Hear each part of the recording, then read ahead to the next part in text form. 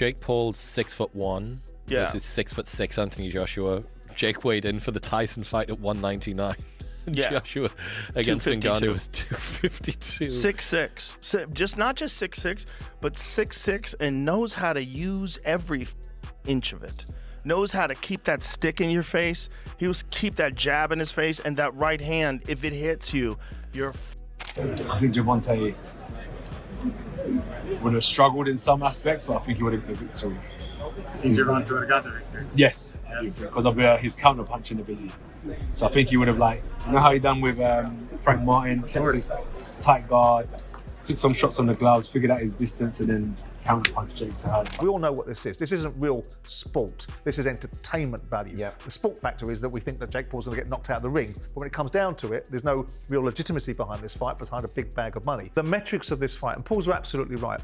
The hypocrisy of people saying that this is a disgrace for him taking this fight, everyone will run towards this fight because the opportunity is so commercially big. Jake versus Joshua blew up again in the headlines as Anthony Joshua spoke out again, this time holding absolutely nothing back. He went as far as to say that even Tank Davis would have beaten Jake Paul if that fight had ever been finalized because the gap in skill is just that wide. Instantly, fans jumped right back into the debate as anytime Joshua talks about Jake, the whole boxing world stops and listens. The way Joshua said it made everything feel even more real, adding fuel to the fire. I think Gervonta would have struggled in some aspects, but I think he would have got the victory. I think Gervonta would have got the victory. Yes, because of his counter-punching ability.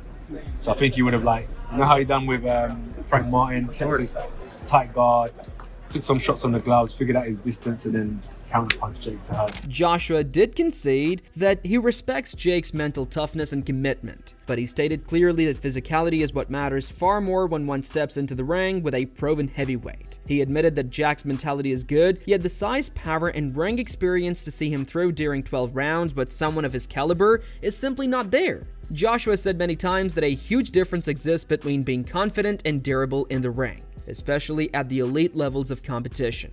What's the one best thing that you pride Jake Paul of having that maybe you haven't seen in other competition you faced so far? From a physical aspect, I couldn't even mention it at the minute.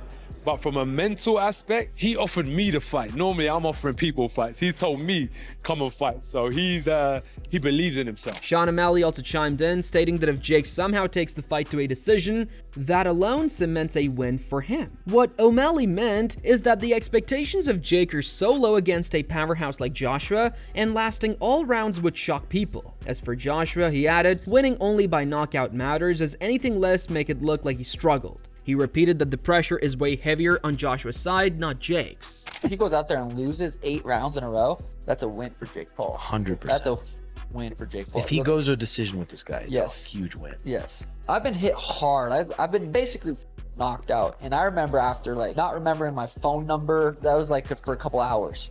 But people deal with bad knockouts. I'm curious though, has he sparred anyone like this? Because you get a lot of confidence, be like, I'm fighting this guy. I've sparred guys just his size, just his speed, just his explosive. You've never sparred anyone like that. So you don't know what to expect. Even when you block a punch, you don't know how hard that thud is. Joe Rogan chimed in, and he didn't hold any punches as he questioned what was going through Jake's mind when he signed on to this fight. According to him, this is one of those cases where it's just clear which way the danger is, and Jake should clearly know what he is walking into.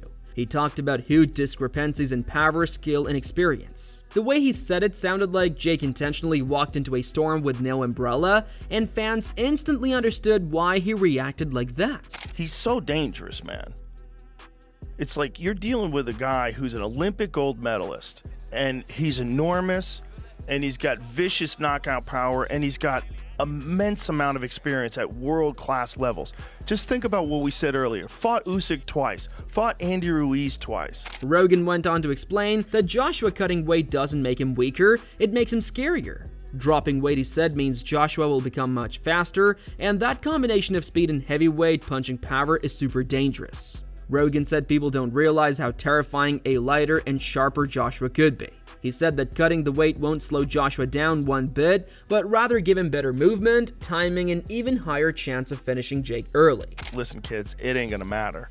You know, there's not a chance that Anthony Joshua is not going to just lose the weight beforehand. he's not going to come in drained. What he's going to do is just do extra cardio, and that's just going to make him more dangerous.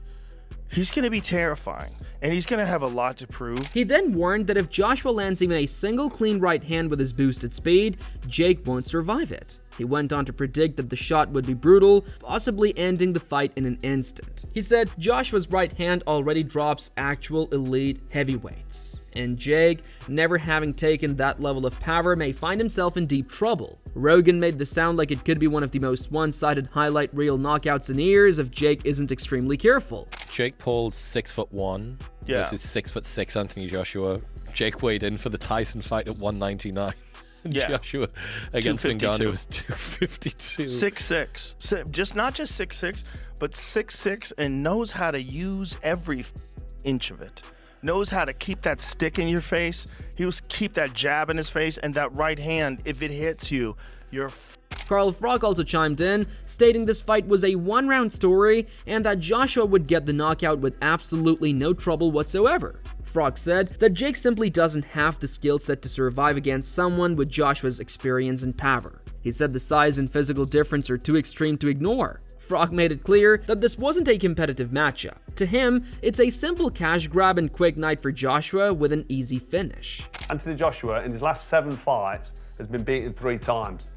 The 4 fighters that he beat didn't come to win. So he's not in his prime, is he? He's literally at the end of his career, pretty much finished. And this is why taking this fight with you is telling you all you need to know. It's a cash out. You might as well just cream as much money as he can at the end of his career, fighting an absolute joke shop. I mean, if this is a straight up AJ versus Jake Paul, then we all know what should happen. This is a 1-round job because AJ, even though he's past his best, even though he's seen better days, he throws a nice 1-2 down the middle.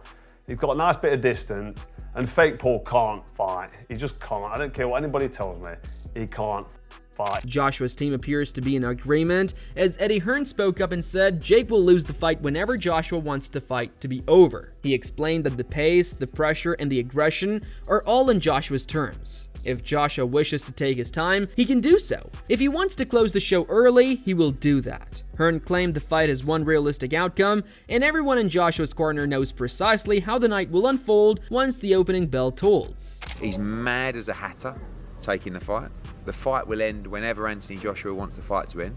He's getting a near career high payday. Thank you, Jake Paul and MVP, for the opportunity. How could we turn it down? I'm not going to sit here and tell you it's fight of the year. I'm not going to tell. I don't think it's. I'm the only person it's dangerous for is Jake Paul. Hearn added that they're not going to prolong this fight longer than necessary. He said Joshua isn't going to waste any extra rounds or energy on a fight when it's already clear who would win. The goal is simple: get in, get the finish, get paid, move on.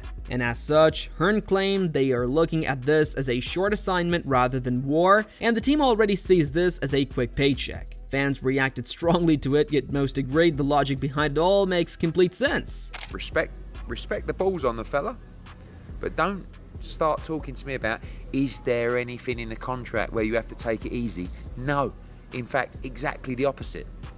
We're going to actually go in there and get this done in double quick time, destroy him, get on the plane, and then go home for Christmas. Agreed Tom Fury, who brought up his own win over Jake, saying if he could beat Jake with the amount of experience he had, then Joshua could practically destroy him. Tommy said the size and power gap between Jake and Joshua is so big that comparing the two doesn't even make sense. He explained that Joshua has dropped world champions, massive punchers, and elite heavyweights. Hence, imagining Jake surviving that power feels unreal. He kept it straight, blunt, and honest, and the fans couldn't disagree. But if I can beat Jake Paul, then excuse my French, what the fuck is Anthony Joshua going to do to Jake Paul? I think my dad said that AJ could beat him with his prick, and I completely will back that up. Even if AJ had a broken arm in there, it still wouldn't go past a minute. To be quite honest with you, and as a safety aspect, there's no way that fight can go ahead. At the end of the day, my God, how good does it make me look?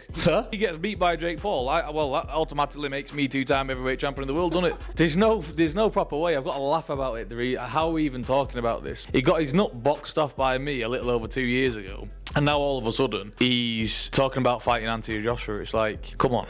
Like, you can't be serious. He can't beat me. I'm not Anthony Joshua, am I? So it's just ludicrous. It really is. Things became increasingly intense when it was announced that Joshua had been training with Team Usyk for this camp. This shocked fans because it meant Joshua was owning his footwork, speed, angles, and overall strategy with one of the smartest technical teams in the sport. The fact that he has been training in Usyk's camp means Joshua is not looking past Jake whatsoever. Rather, he's preparing for a real threat, which makes the potential outcome even more threatening for Jake. It shows that Joshua wants maximum sharpness. So no, I won't be trained by Ben Davison. I said that London's a bit distracting for me. So I was invited to train with Team Usyk. So I've been in Spain. We've been doing some good training out in Spain. And I think he's one of the best in the world. Not I think, he is one of the best in the world. And it's not all down to him, it's also down to his team that's around him. So I linked up with them, and getting an insight to how someone who's achieved so much has been phenomenal, man. It's been a great experience and it's very challenging. Wow, I did not know that. So who will be your head trainer on the night?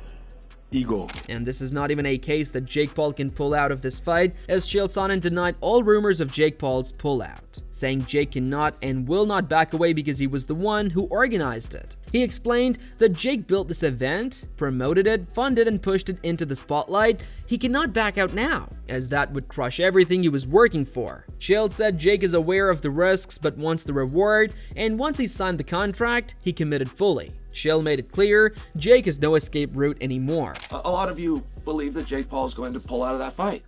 Might even do it the day of, correct? Correct? Okay. Who would he pull out to? He is the promoter. Who would he call? Does he send an email to himself? Does he send a text message to himself? Does he schedule a meeting, come in and sit down, cross the table and look in the eye himself? Like, it's the part that is the most fascinating about the whole thing, is that Jake would be the one to be the skunk at the garden party. It's his money that has brought us to this point. Ryan Garcia gave his prediction too. He said that though he does not think that Jake can win at all, he still will give him a 1 in a million chance just to play devil's advocate. Ryan explained that upsets occur in boxing, but the problem here is that Joshua is way too experienced, too powerful, and too disciplined to make mistakes where Jake could steal a victory. Ryan further said Jake's only possible path is landing something wild, but Joshua's defense makes that extremely unlikely. When Jake gets hit by Anthony, like, do we even know how he can react to a big punch yet? We don't. He's never even got hit yet, like in a real fight. He's never taken a real punch. So that's what I'm saying. What do we think about, like, oh yeah, like AJ shot and he's getting knocked out a lot, but what about you? Or how are you going to react when that big shot hits you? You think you're going to snap back into it and know what to do? No, not going to happen. I give him, out of 1,000,000 times if they fought, honest to God, I think he could win maybe 1 out of the 1,000,000 times they fought. Dana White also weighed in, calling the whole fight a bad idea for Jake from the beginning. He said the matchup is completely unrealistic, with Jake stepping into something far more dangerous than he understands. Dan explained that Joshua isn't a regular boxer, he's a former world champion who has faced the biggest punchers alive. Throwing Jake up against someone like that is almost unfair, and as Dana made it clear, the fight will be devastating to Jake. Yeah, and did you see the fight that's reportedly being worked on for December 19th in Miami? Did I see the fight being worked on December 19th in Miami? Yeah. No. Did you know which fight I'm talking about? No. I know. Jake Paul, Joshua. Oh, Jesus. That's a bad idea. That's a bad idea. But let me tell you what, a lot of people watch that one. Will you watch it? Sure. You know what everybody's tuning in for on that one. Then I think everybody's going to get what they've finally been waiting for. Robert Garcia agreed with Dana, adding that even though Jake will most definitely lose, he will be walking away with $50 million. He explained that even though his chances of victory in the actual fight are basically zero, the financial victory is guaranteed. Robert said Jake knows he won't be favored, but the money is too big to ignore. He added that Jake will still gain massive attention, massive headlines, and massive profit, so the loss won't hurt him long term. I gotta give credit to Jake Paul. He's a crazy man, He's a crazy man, but he's making a lot of money. You know, I remember in the 90s growing up, everybody was saying, would you get knocked out by Mike Tyson for $1 million? And we all said yes. So this guy's probably gonna get knocked out, but he's making probably $50 million. So Simon Jordan summed up everything by saying this isn't just a real fight, it's pure entertainment value. He explained that nobody's buying this event to see some competitive matchup. As a matter of fact, they're coming to watch a giant celebrity moment, a spectacle, a show.